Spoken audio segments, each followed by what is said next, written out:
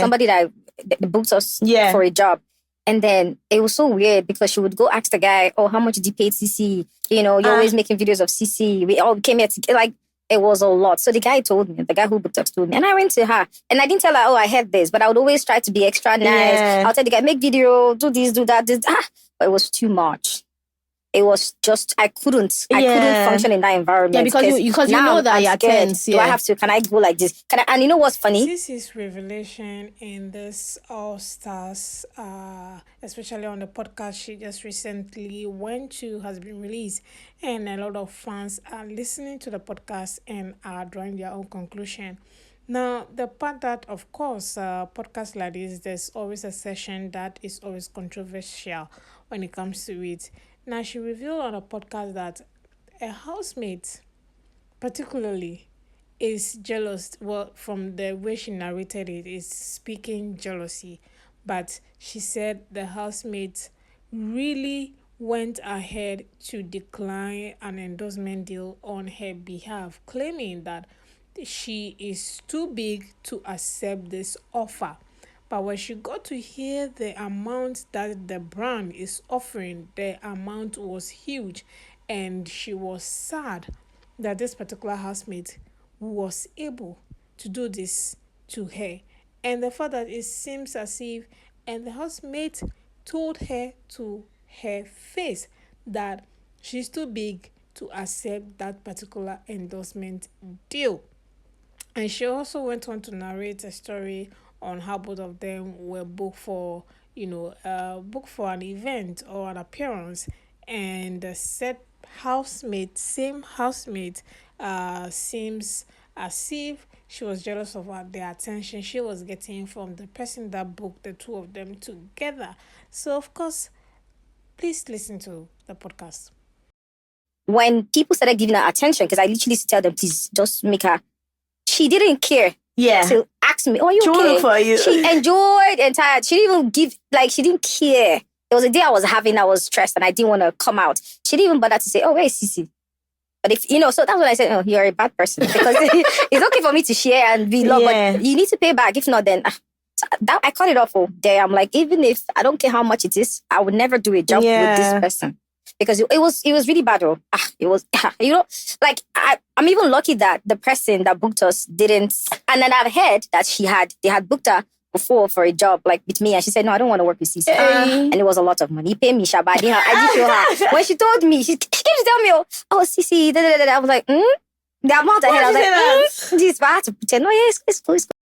Now, from the look of things, everyone is drawing conclusion that definitely this is Doyin's description, because she is, mostly the one who can say things to your face, especially when she is involved herself.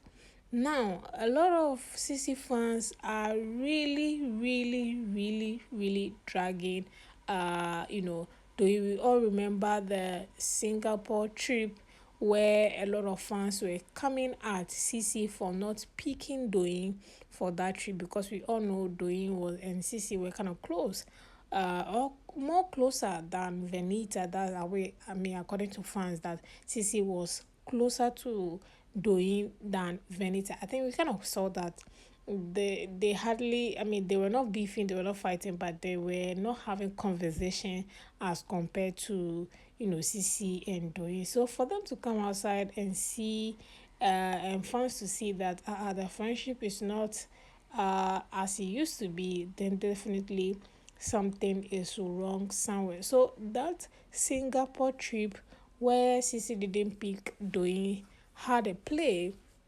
on what happened between the two of them before that Singapore trip happened. So yes, again, a lot of fans are drawing conclusion that it is definitely Doyin that CC was referring to.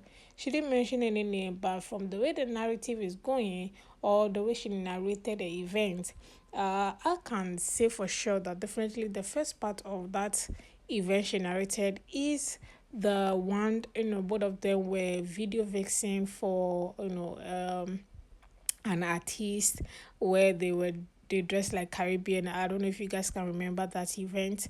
Yes, I think that is what she's referring to as, she didn't get attention at that time. So she allowed the person to give attention to Doyin, only for her to come and neglect her later.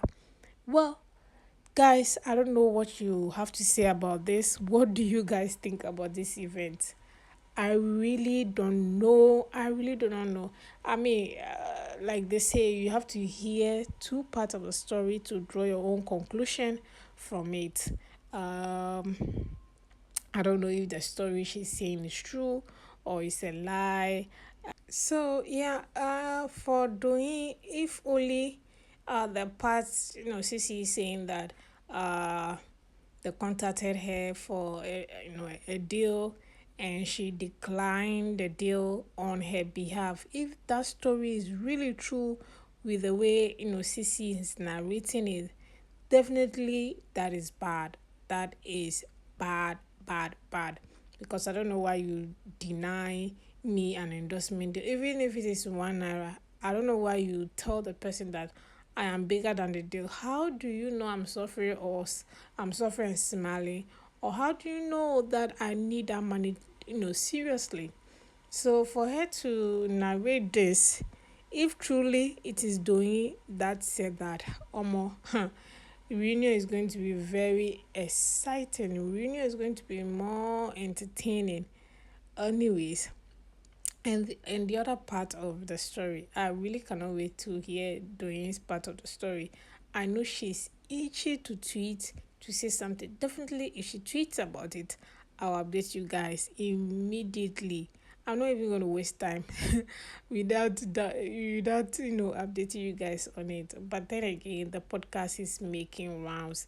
Cece revealed a lot of things in this podcast. She also went on to talk about how she really thankful for returning to the season. I mean, the All-Star season, and the second chance is really a blessing, especially the gift she got from the season, as well as the chances has been amazing for her. So listen to this.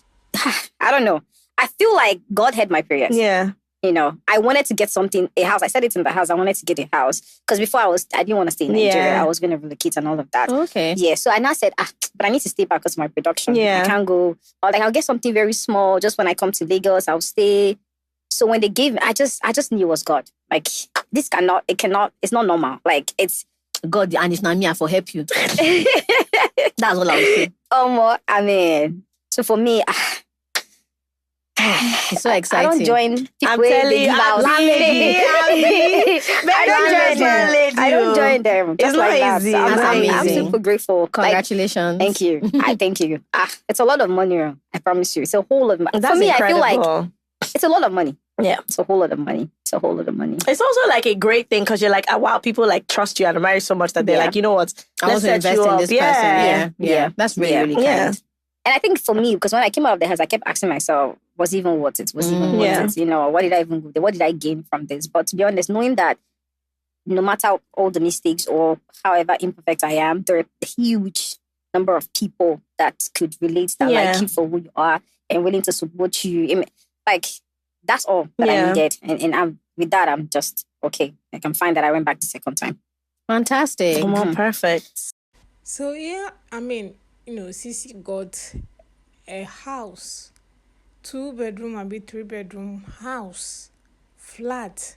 That is huge. If someone dash me a house, that is like setting you up for greatness. So I really kind of understand where she's coming from, and also for the fact that she made so many friends this season compared to her season. She was really, really, really, really sad. Not sad per se, but she was really in an enclosed area. She was not open. She was not all over the place. She was just all by herself. I mean, she made friends all right, but she was not free. She was not.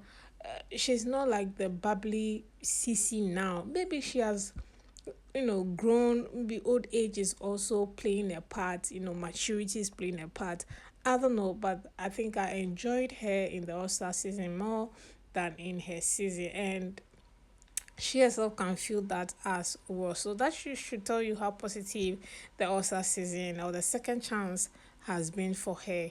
The gift, the fans' love, everything is just playing a part, and you can just sense the growth and the fact that she has really really appreciated this second chance so well. So yes, the podcast is still on. If some other part of it is popping, you definitely see it on this channel, guys. Thank you so much for watching this video till this end, and of course I'll see you all in the next one.